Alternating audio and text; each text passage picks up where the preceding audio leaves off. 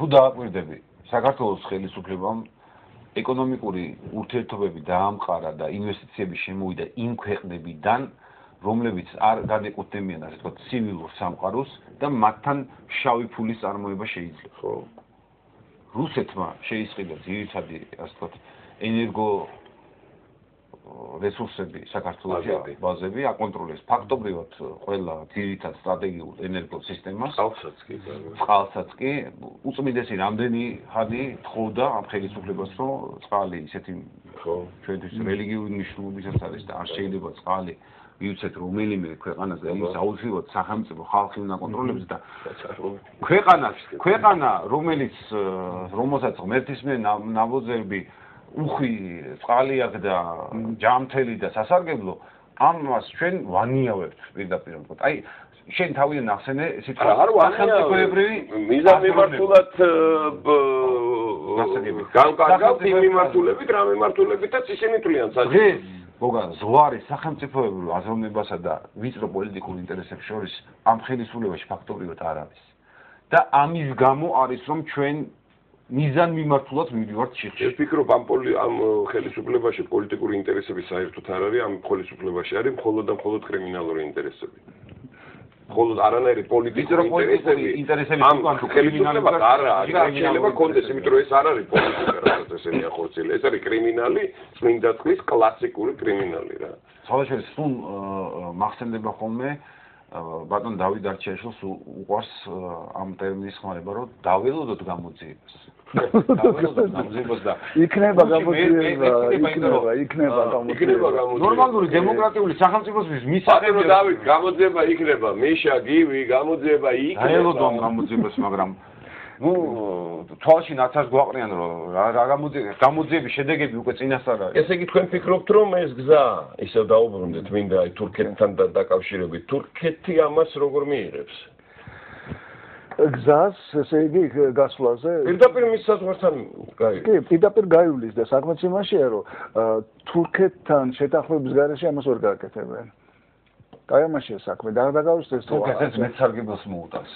ამიტომ აჭარა სარგებელს ეკონომიკური თვალსაზრისით. სასონხეთის დაკავშირება შავ ზღვასთან, რაც უნდა თურქეთს ეს საქართველოზე გადიოდეს ეს. საქართველოზე კი, მაგრამ ჯერ ესეთი ფაქტიურად ახლა იქ თურქები არიან ესეც, ახლა აჭარაში რა პოზიცია აქვს იქ თურქებს გავიხსენოთ. მის სამხრეთ ნაწილში თუნდაც. კი და ესე იგი იქ მაგათი კონტროლი და შეიძლება მაშინ იგივე თუ კიდევ რაღაცა ჩვენთან იქნა ბოლო ამუშავონ ისევ ყარსის ხელშეკრულება რომელიც აბსოლუტურ უფლებას მახვილებით კი ყველაზე სერიოზული საფრთხე რაც არის ეს არის დემოგრაფიული ვითარება შემდგომ აი საქართველოს სამხრეთის მიმართულებით საკმარისია იქ შეუქმნა სხვა ეთნიკურ წარმოადგენს მე ამ შემთხვევაში არანაირი ნაციონალისტური მიდგომის ანალიზს ვაკეთებ ჩვენი შეუქმნა ასე ვთქვათ სასარგებლო გარემო ის აუცილებლად ამას გამოიყენებს ეს ბუნებრივი არის და ამას არ ჭირდება რაღაც სეპარატისტული მიდგომები რაც ხელოვნურად რაც ბუნებრივად გამოაცლის რეგიონს სახელმწიფოსგან აბარა ესე იგი რამდენიც არ უნდა ვილაპარაკოთ ერთადერთი გამოსავალი ჩვენ გვაქვს სააკაშვილის შეცვლა რაც შეიძლება სწრაფად რაც უფრო სწრაფად მით უფრო მეტი შანსი გვაქვს გადარჩენის მე ამას ხანერად ამოვხოვნე ჩვენი პირველი ამოცანა არის ქვეყანაში დემოკრატიული სამართლიანი არჩევნების ჩატარება რაც ჩვენ გვაძლევს კი მაგრამ ჩვენ პირობებში რეალურად დავამტკიცოთ რომ სამოქალაქო საზოგადოება ქვეყანაში შემდგარი და მას შეუძლია დემოკრატიული სახელმწიფო შექმნას როგორც ისე ბურჯანაძეს რამხელას რა შანსი ჰქონდა ხელში სააკაშვილი რო გადადგა კი პრეზიდენტო არჩევნებამდე როგორ ერთი ხელის მოსვლით შეეძლო დაემთავრებინა მთელი ეს უბედურება რა რო გამოსულიყო და ეთქვა რომ არჩევნები გაყალბდა და ის პრეზიდენტი იყო მაგ დროს თუმცა ასევე 40 წლის ვადით არა იმ დროს პრეზიდენტი იყო კი იმ დროს ეგ იყო პრეზიდენტი მაგას რო ეთქვა რომ არჩევნები 5 იანვრის არჩევნები არის ასე ვთქვათ ეჭვის ქვეშ დაეყენებინა კონსტიტუციის აი ესე გადატრიალდებოდა ყველა შენ წარმოიგინე ჰაერში ეკიდებოდა სააკაშო. უკა ისე ვგედება. ეს იყო კონსტიტუციის მიხედვით, მაგრამ ჩვენს ქვეყანაში კანონი არ კანონობს. არა, ეს სხვას არ მე რა გეუბნები. ეს პრეზიდენტის კაბინეტში შედიოდა და სხვა თემა, მაგრამ მე რას გეუბნები, იცი რომ სამართლებრივად ეხლა მთელი მსოფლიოსთვისაც რა, კაცო, როგორ კაცი, კი გასაგებია რომ კმა რამდენი ხანი შევიდოდა.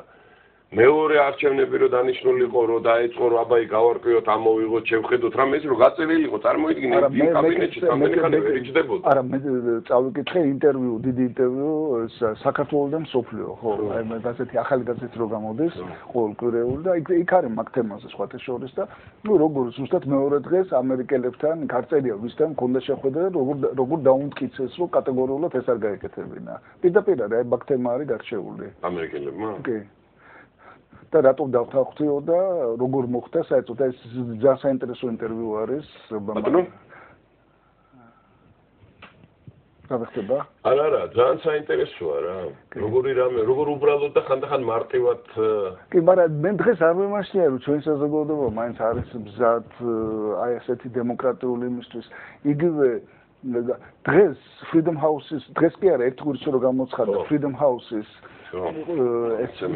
დემოკრატიის რანჟირება ხარისხი რა და ყოფილ კომუნისტურ ქვეყნებში ყველაზე დემოკრატიულად ვინ არის საბუთურიცით ბელორუსი არა კოსოვო ყველაზე მაღალი დემოკრატიის დონე აღმოჩნდა კოსოვოში კოსოვოში იმდენი საერთაშორისო იმიტომ რომ საერთაშორისო კი მუშაობდა და საქმეც მანგაში არის მანძილზე რომ და იმხელა რესურსი ჩადეს კოსოვოში ამ პატარა სახელმწიფოში იმხელა რესურსი რამდენია მოსახლეობა კოსოვოში ხარგავს ააცა 2-3 მილიონზე ლაპარაკი ძალიან პატარა რეგიონია და არა ბევრი მათგანი კიდე თუმცა რა ეს ალბანელებია და ეხლა მთელი ევროპა გვერდზე ალბანეთია ალბანური სახელმწიფო მეორე და ადრე თუ გვიან გაერთიანდებიან თუმცა კატეგორიული მოთხოვნა იყო მე გეტყვით მე ბოლოს გერმანიაში ვსწავლობდი ჩემი კოლეგა იყო კოსოველი ალბანი სხვა შორის ძალიან კარგი გოგონა იყო რეალურად პრობლემა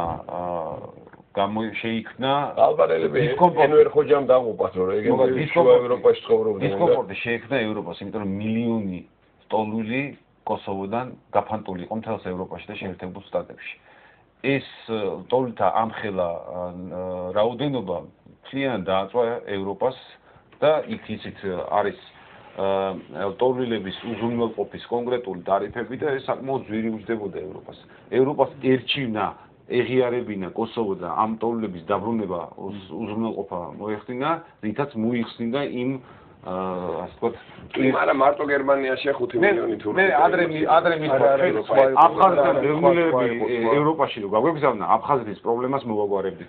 ეხლა რომელი წელი იყო თუ არ ვცდები 99-ში იყო არა 2000 წელში პირველად გამოჩნდნენ ლონდონში ვნახე და რაც ქუჩაში მათხოვრები იყვნენ ყველა იყვნენ კოსოვოდან და უკვე ეს ისე რა ქვია და